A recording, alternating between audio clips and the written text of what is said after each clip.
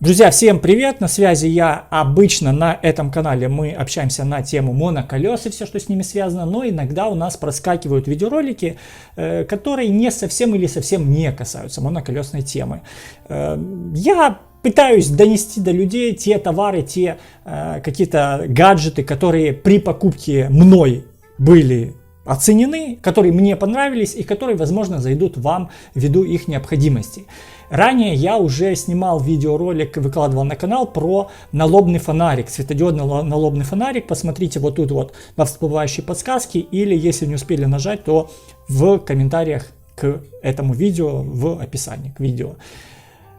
Фонарик налобный с датчиком движения, очень легкий, потому что минимум занимает места и веса на вашем лбу, на вашей голове. Довольно неплохой гаджет, который долго работает и который и велосипедистами, и моноколесниками, и в принципе для удобства нахождения в квартире используется. Я думаю, что для вас не секрет, что в Украине во всех городах отключение электричества 2 часа, 1,5 часа, 3 часа. И если оно приходится на вечернее время суток, то не совсем комфортно это все делать при свечах.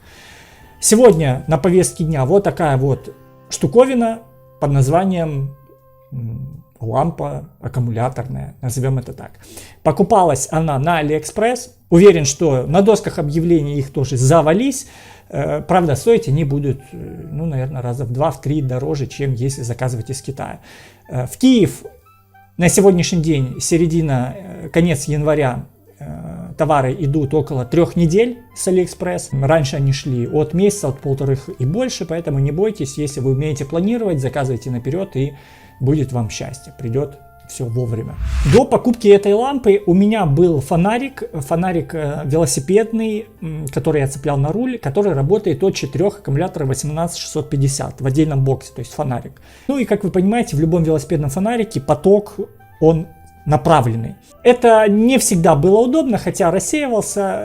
Решил протестировать и купить вот такую вот лампочку, как минимум для того, чтобы ее можно было подвешивать за вот такой вот крючок куда-то под потолок.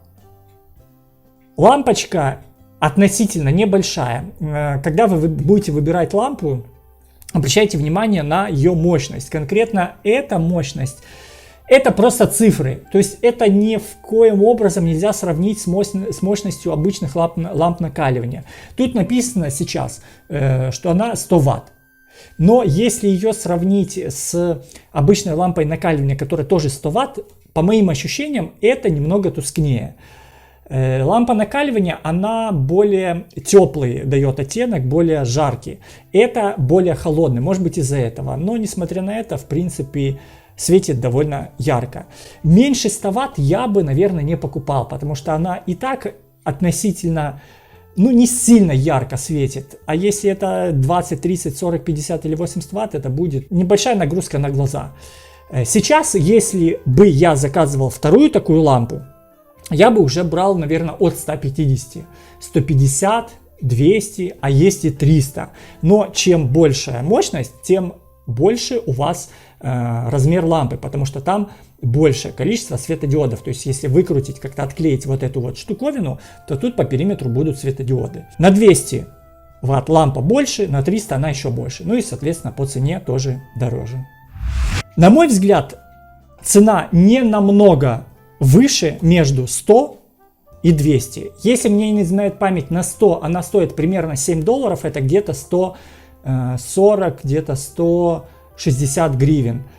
Оставлю сноску, сколько она стоила в момент ее покупки.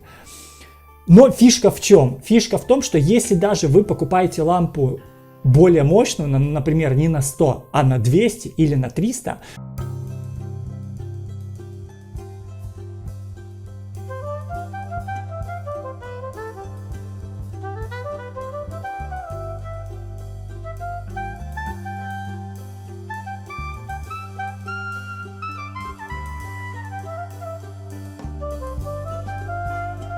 то в ней есть несколько режимов. В ней есть минимум 3 режима свечения и 2 режима мигания.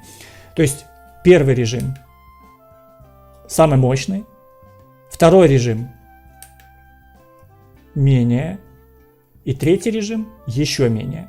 Один стробоскоп и еще один стробоскоп, более такой какой-то долгий, непонятный для меня. И отключение. Соответственно, если вы покупаете более мощную, там на 200, на 300, то вы можете уменьшить режим. Вам не нужна максимальная яркость. Вы можете поставить минимальный при необходимости режим. По длительности конкретно свечения этой лампы на максимальном режиме ни разу она у нас не разряжалась в ноль. То есть она светила 4 часа точно. Сколько она будет светить еще, я не проверял. По документации написано китайцами, что она светит от 6 до 10 часов. Кнопочка для включения красная. Вот тут вот сверху. Разъем для зарядки, подзарядки микро-USB, старый разъем. Лучше бы, наверное, впаяли Type-C. Но несмотря на это, в комплекте идет шнурок, кабель для подзарядки. Аккумулятор, честно говоря, не знаю какой, есть догадки, что какой-то меньше, чем 18650, он находится вот где-то в этой части. Смею предположить, если снять вот этот рассеивающий плафон, то яркость освещения у вас будет намного лучше, но он не будет ничем защищен. То есть рассеивающий плафон, он тоже в себя съедает некоторую какую-то мощность. Сейчас на часах около 4 часов дня, чуть-чуть смеркается, выключу свет, закрыл штору и включу вам разные режимы, посмотрите, как оно светит. Максимальный режим. Максимальный режим, средний режим и минимальный режим. Я вставлю еще одну вставку свечения этой лампы при полной темноте. Сниму, посмотрите, увидите, оцените.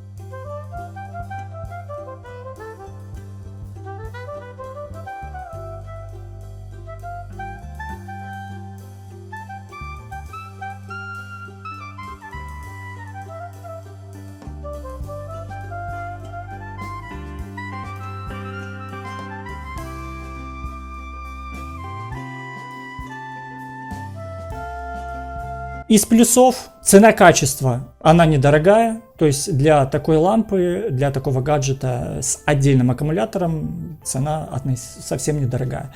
Есть аналогичные лампочки, не путайте при выборе, у которых нет встроенного аккумулятора, которые работают от шнурка напрямую от вашего пауэрбанка. Но как вы ее будете подключать к пауэрбанку, когда она у вас будет висеть где-то под потолком, вопрос, задумайтесь об этом, поэтому возможно лучше с аккумулятором. Размер относительно небольшой, то есть вы можете ее повесить, да хоть в ванной где-то. Разъем не защищен, но все остальное в принципе защищено от влаги и от каких-то брызг. Повторюсь, если вы планируете покупать аналогичную лампу, я бы, если бы покупал вторую, уже брал бы не на 100, а на 150, от 150 минимум. Уменьшить мощность можно всегда, а вот увеличить, если вам что-то нужно сделать, почитать, уже в существующей возможности нету. Держит долго, заряжается быстро. Забыл, кстати, сказать про зарядку. Вот тут вот есть небольшой индикатор, да, маленькая дырочка, это индикатор. Когда вы подключаете в розетку, он горит зеленым. И когда лампа зарядилась, этот зеленый индикатор тухнет.